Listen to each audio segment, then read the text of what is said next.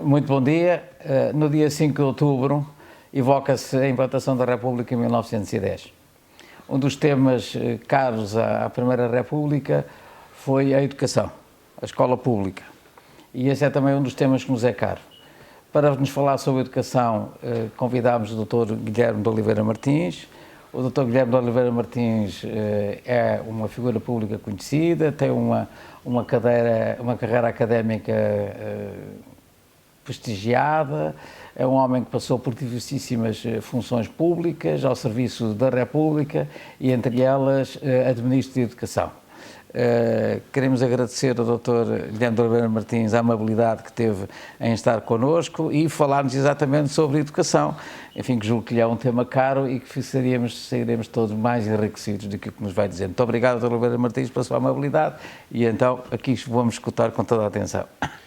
Muito gosto. É para mim um grande prazer corresponder ao convite do meu querido amigo e colega, porque fomos colegas de faculdade, Dr. Fernando Lima, e dar nota de que é para mim um grande gosto neste dia 5 de outubro falar da educação. E falar da educação em termos prospectivos, como a República e como o espírito republicano sempre pretendeu.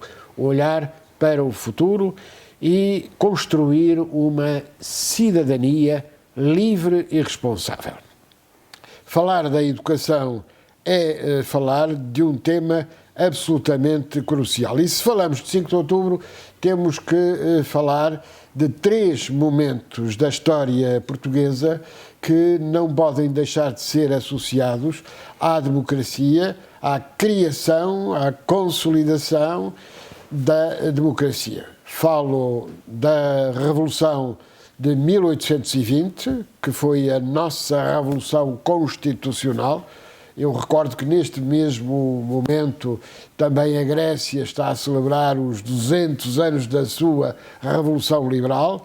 Nós celebramos em 2020 os 200 anos, mas as celebrações que eu tenho o gosto de coordenar no Parlamento, na Assembleia da República, vão prosseguir ao longo não apenas do ano que é em curso, 2021, mas também 2022, tendo em conta a aprovação da nossa primeira Constituição.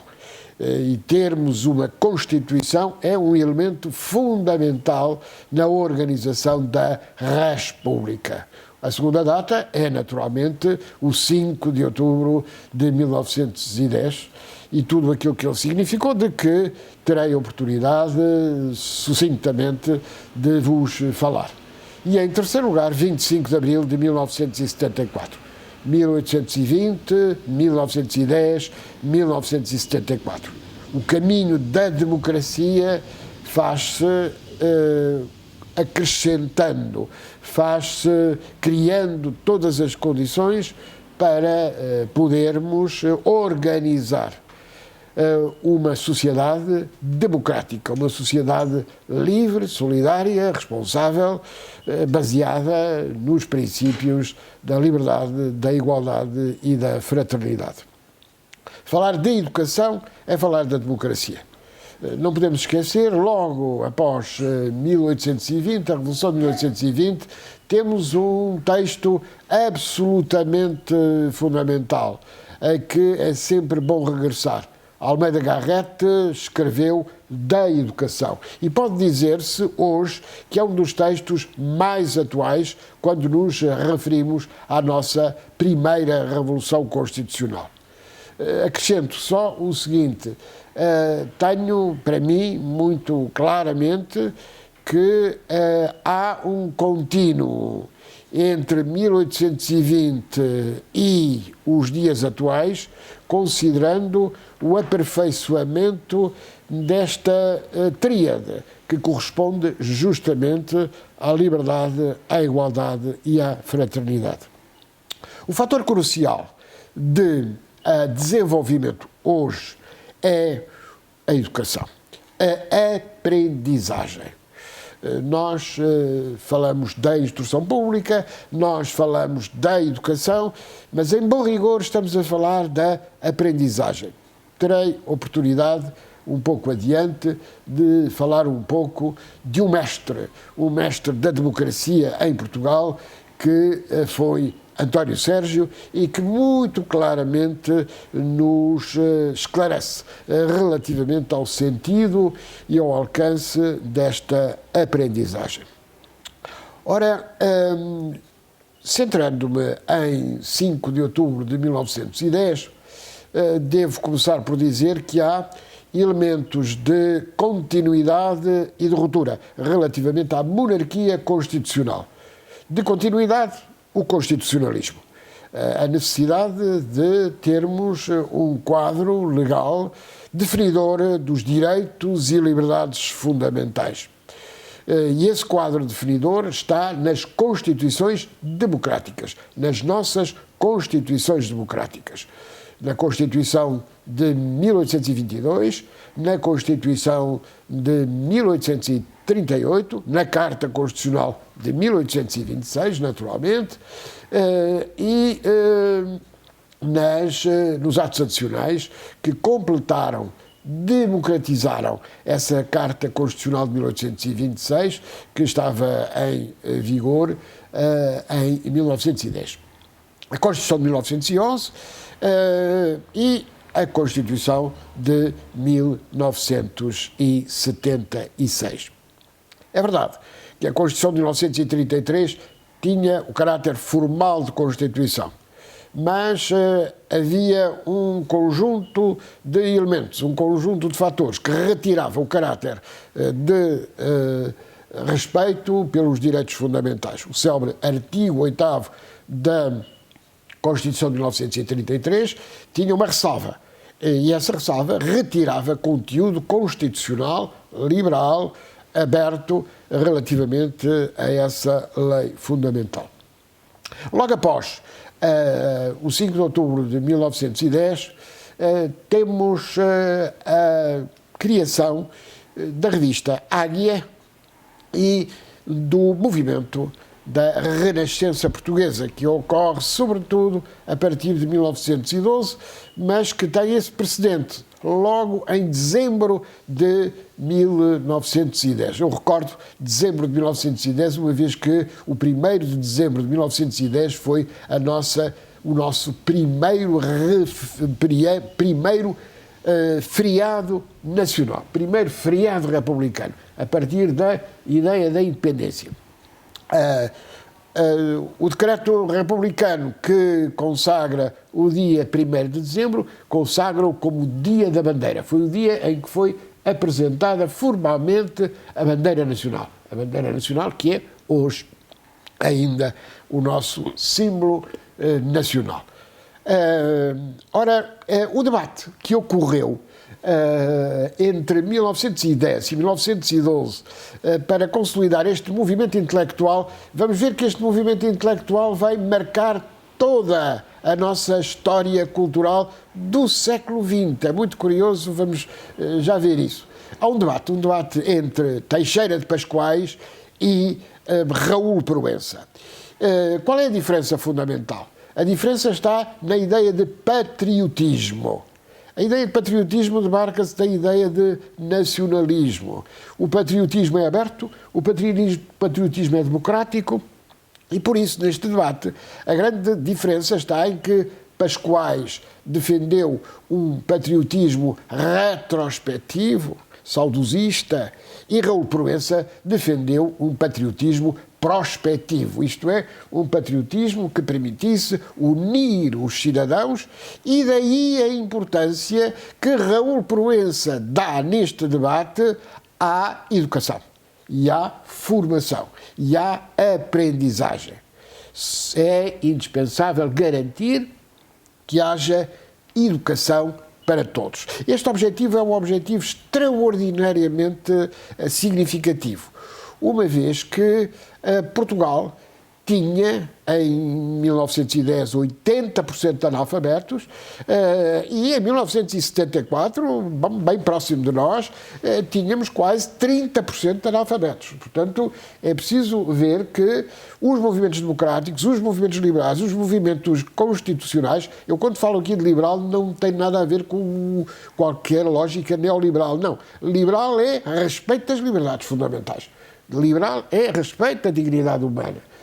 Liberal é exatamente apegar-nos ao primeiro termo do triângulo que há pouco vos referi. Patriotismo prospectivo. Que tem a ver isto com a educação? Para termos um patriotismo prospectivo, temos que ter um patriotismo centrado em cidadãos livres e responsáveis. E daí a importância da aprendizagem. E daí a distinção entre um país atrasado e um país progressivo, um país desenvolvido, para usarmos uma expressão de hoje, que tem a ver exatamente com a aprendizagem. O país atrasado não aprende, o país desenvolvido aprende. E esta questão é absolutamente crucial. Daí a necessidade da criação não apenas da igualdade de oportunidades. A igualdade de oportunidades é o primeiro passo numa educação republicana, mas temos que ter um segundo passo, que é a correção das desigualdades. Este aspecto é muito importante. As políticas sociais correspondem exatamente a corrigir. Não basta fazer como nas provas de atletismo, em que todos partem da mesma linha. É importante que todos partam da mesma linha, mas depois que façamos uma correção em nome da justiça distributiva. E, portanto, nas políticas sociais, permito-me talvez puxar um bocadinho a brasa à minha sardinha, porque eu tenho, sobretudo, desenvolvido e tenho-me preocupado com a dimensão educativa das políticas sociais. As políticas sociais assentam na ideia de justiça distributiva. E esta ideia de justiça distributiva é uma ideia de justiça distributiva horizontal e vertical. O que é que isto quer dizer? A vertical significa a justiça distributiva que tem a ver com a equidade entre gerações. Nós temos que garantir que as crianças que vão nascer não sejam afetadas, não tenham que pagar aquilo que as gerações anteriores fizeram em seu benefício. Não, a justiça distributiva vertical é aquela que diz: preocupamos com a sociedade de hoje, mas também nos preocupamos com a sociedade da amanhã. Daí a ideia de sustentabilidade, que daqui a pouco falarei. O balanço da educação republicana é um balanço extraordinariamente rico, sobretudo porque a educação republicana tem uma primeira referência intelectual de um participante das conferências democráticas de 1871, ao lado de Antero de Quental. Falo de Adolfo Coelho. É o homem da educação da geração de 70, é o homem da educação das conferências democráticas e é o homem que vamos encontrar nos primeiros anos da República pós-1910, ao lado dos grandes pedagogos. De que pedagogos falo? Falo, antes de mais, de João de Barros, falo de João de Deus Ramos, filho do grande poeta João de Deus. É João de Deus Ramos que vai lançar a rede dos jardins, a escola, os jardins João de Deus, ao lado de João de Barros. Adolfo Coelho, com esta ligação a Antero de Quental e à geração de 1870, e simultaneamente figuras como João de Barros, diretor-geral da Instrução Pública, um elemento extraordinariamente importante, tão importante que ainda hoje nós lemos os seus textos, pondo em linguagem de hoje aquilo que são as mensagens, grandes mensagens dos clássicos. Temos a Odisseia ou a Ilíada. Todos nós, crianças ainda, 10, 11 anos, começámos por ler Homero em João de Barros. Esta preocupação da aprendizagem e daí a fórmula que João de Barros usava, que era exatamente os grandes clássicos contados às crianças e lembrados ao povo. Contados às crianças e lembrados ao povo. Esta ideia é muito interessante. A construção da aprendizagem através dos mais jovens, não é? Lançando a semente dessa aprendizagem, repito, num país que vivia uma grande assimetria, porque a alfabetização na província, nos campos, era uma alfabetização muitíssimo baixa. Os tais 80% devem-se, sobretudo, ao país fora das grandes cidades. Nas grandes cidades havia níveis de alfabetização completamente diferentes, por duas razões. Não só pela evolução da própria instrução pública, que tem na Primeira República um impulso significativo, mas também através do serviço militar obrigatório. As pessoas esquecem isso, mas grande parte da população adulta, sobretudo aquela que vinha de fora das cidades, é alfabetizada através da conscrição, através do serviço militar obrigatório, que tem uma importância extraordinária, uma vez que muda completamente as coisas. Um jovem que presta o serviço militar obrigatório, isto ia às sortes. Nós vemos isso já no primeiro período constitucional, já do século XIX, já designadamente ao lermos a Morgadinha dos Canavieiros.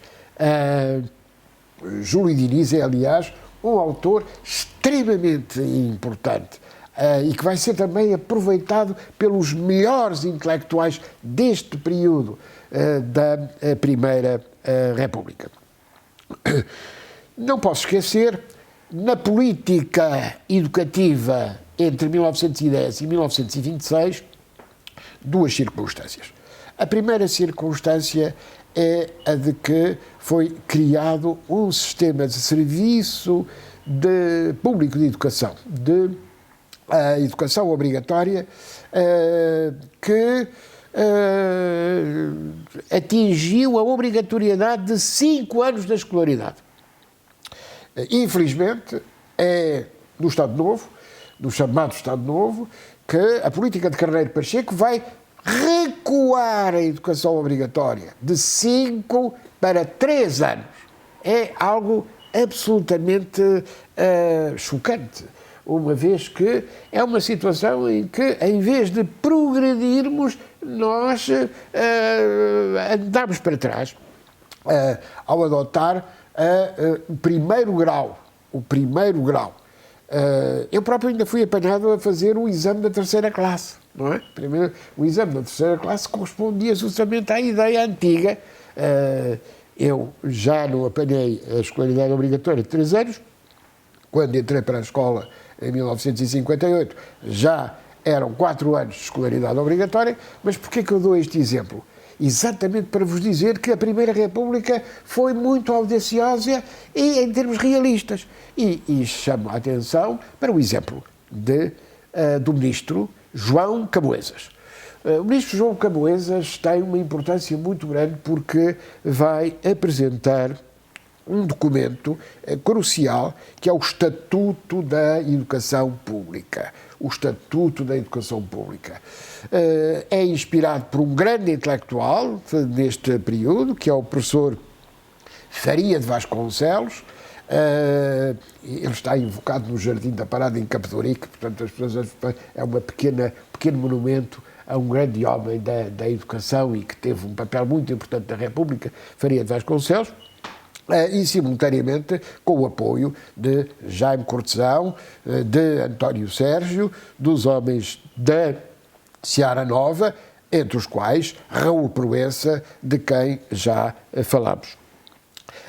João Camoesas propõe, este programa não vai para a frente, mas ele está escrito e é extraordinariamente importante porque intelectualmente ele vai influenciar a educação. Uma educação infantil dos 4 aos 6 anos. É absolutamente importante salientar que em 1923 em Portugal se chamou a atenção para a educação pré-escolar.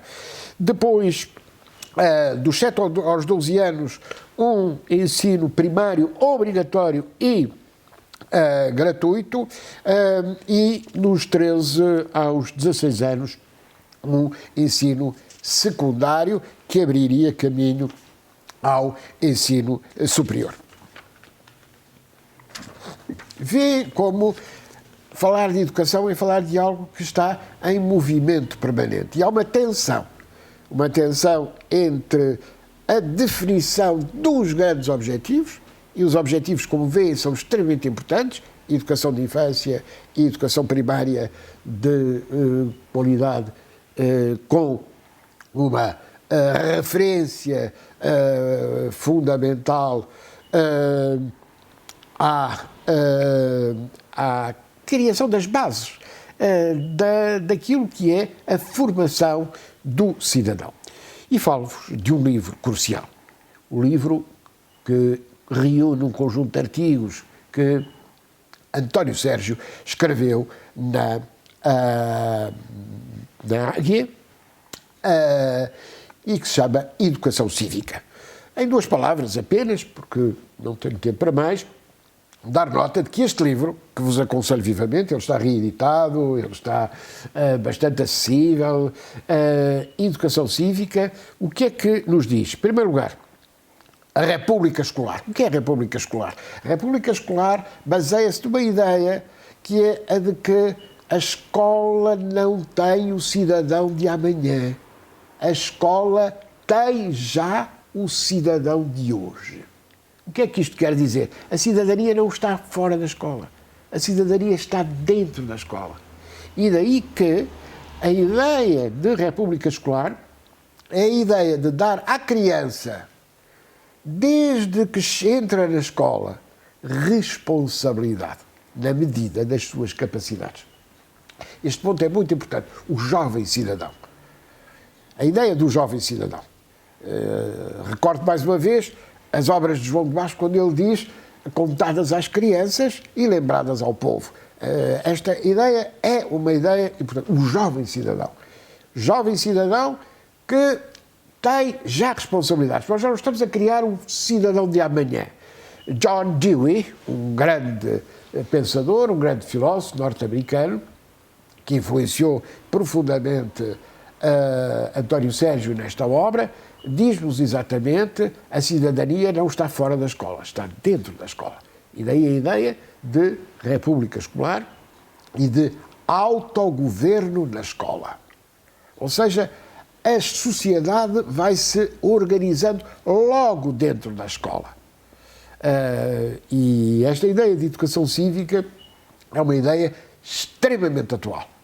Quando eu releio muitas vezes, regresso a esse livro muitas vezes, justamente a educação cívica, a república escolar, o autogoverno, a ideia de que a escola é a vida, é para mim ainda hoje o elemento fundamental. Muito, devo dizer-vos, extraordinariamente atual.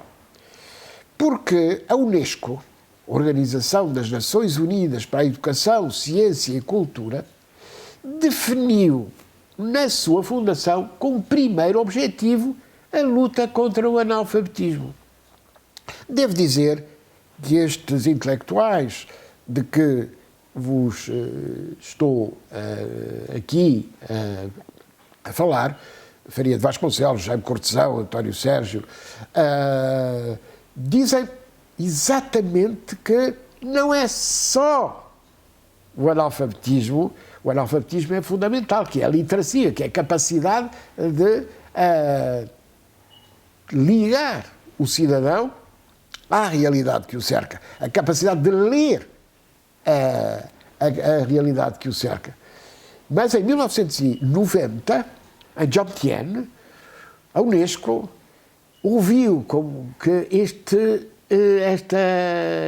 pensamento premonitório destes intelectuais de que vos falei e redefiniram o primeiro objetivo mundial. O primeiro objetivo mundial hoje da educação é educação para todos. Veem que é muito mais importante. Dir-me, mas o analfabetismo não se deve combater? Deve. Mas aí temos que invocar um pensador português, Agostinho da Silva, participante dos grupos de António Sérgio, que veio dizer, cuidado, o artesão analfabeto tem saberes. Nós não podemos perder esses saberes. Veem que a noção de educação para todos significa, afinal, a compreensão exata de que nós vamos ao encontro da aprendizagem. Uma história muito simples. Muitos casos que nós tivemos aqui em Portugal de artesãos analfabetos que foram ensinar na escola e tiveram uma formação, que foi a alfabetização, que foi a literacia, a acrescentar, não a substituir. Este aspecto é um aspecto crucial. Educação para todos. Exigência e qualidade. Uma educação republicana é uma educação de exigência e de qualidade. É uma educação de justiça, é uma educação de igualdade, é uma educação centrada na aprendizagem, na inclusão, na estabilidade, na ousadia, na coerência, na compreensão da vida e na flexibilidade, na sustentabilidade. A questão hoje, designadamente da proteção e salvaguarda do meio ambiente, é algo de fundamental. Vemos o aquecimento global, vemos as ameaças que ficaram reveladas neste ano de pandemia. Nós temos que nos preparar através de uma noção ampla de sustentabilidade. Sustentabilidade ambiental, sustentabilidade económica, sustentabilidade financeira, sustentabilidade cívica, sustentabilidade que, afinal, corresponde à compreensão desta visão de conjunto que põe o humanismo e o saber no centro das preocupações educativas. Que valores? Antes de mais, o respeito mútuo. E no respeito, a liberdade, a responsabilidade, a participação. A participação, quando falo de participação, não é participação para a participação, não. É participação para enriquecer a cidadania. A ideia do patriotismo prospectivo. O patriotismo em que une o conjunto de vontades, o conjunto de contributos. Alexandre Herculano disse um dia, quando lhe perguntaram porquê Portugal, ele disse, Portugal depende da nossa própria vontade e Portugal existirá enquanto quisermos, enquanto nos empenharmos, enquanto fizermos uma cidadania livre e responsável. Daí que o populismo, a demagogia, o consumismo sejam fatores que retiram força, retiram importância a uma cidadania livre e responsável. A excelência, a exigência, a curiosidade, a reflexão, esta capacidade de pensarmos sobre as coisas e, a partir do pensamento sobre as coisas, podermos inovar, podermos desenvolver. E daí as grandes competências que temos, obviamente, que garantir no que se refere à educação de qualidade, à educação para todos. Usar bem a língua portuguesa. Não como ato de gramático, mas como ato de cidadão. Fazermos-nos entender. Usar bem a língua, proteger a nossa língua. É preciso compreendermos que teremos 500 milhões de falantes do português em todo o globo, até ao final deste século. Linguagem de qualidade. Informação, boa informação. Combate das notícias falsas. Combate da facilidade e do erro pelo erro. Nós temos que partir do erro para o retificarmos. Depois, o pensamento crítico. Quando falamos de António Sérgio, de Jaime Cortesão, de Faria de Vasconcelos, de Raul Proença, nós falamos na importância do sentido crítico. Ter sentido crítico para podermos naturalmente pensar por nós, mas simultaneamente fazer do bem comum algo que corresponde ao resultado de uma vontade partilhada. Depois, a questão da resolução dos problemas. A capacidade de resolver os problemas. A inteligência é essa capacidade. Mas temos que transformar a informação em conhecimento. Temos muita informação. Temos as redes digitais, mas temos que transformar essa informação em conhecimento. E esse conhecimento em sabedoria. E a sabedoria ganha-se com a experiência. O saber de experiências feito. O saber científico, naturalmente, que a relação interpessoal, o desenvolvimento pessoal, a proteção e a salvaguarda da saúde e do ambiente, a sensibilidade artística. Reparam que as artes estão sempre no início. Uma criança de tenra idade, a primeira referência com o meio é pela criação artística. A cor, o ritmo, a música. E depois a numeracia, a consciência da linguagem universal dos números. E, por fim, a literacia, que significa adotar um código que permita a melhor transformação possível. E depois o domínio e a compreensão do corpo. Isso é muito importante para o equilíbrio, para o nosso equilíbrio mental. Afinal, educação para todos. Exigência e qualidade significa, afinal, o cerne de uma sociedade democrática, livre, baseada na igualdade, na liberdade, na igualdade e na fraternidade. Muito obrigado. Muito obrigado. Nós agradecemos muito ao Dr. Guilherme Loureiro Martins esta sua lição. Fez-me lembrar sempre uma frase que há muitos anos atrás eu colhi do Émile de Rousseau, que o educador devia ensinar o educando a viver. Aliás, uma expressão que Edgar Morin recentemente num seu livro também dizia, aprender a viver, sobre a educação, e portanto saímos aqui todos mais ricos e todos com mais informação e mais conhecimento para aprendermos a viver melhor e sobretudo para que os nossos jovens na tal república escolar, no tal civismo, enfim, possam criar-nos uma sociedade mais justa, mais livre e mais adequada aos tempos futuros. Muito obrigado, Dr. Loureiro Martins. Muito obrigado. E esperemos em breve poder encontrar-nos de novo. Muito obrigado. Muito obrigado.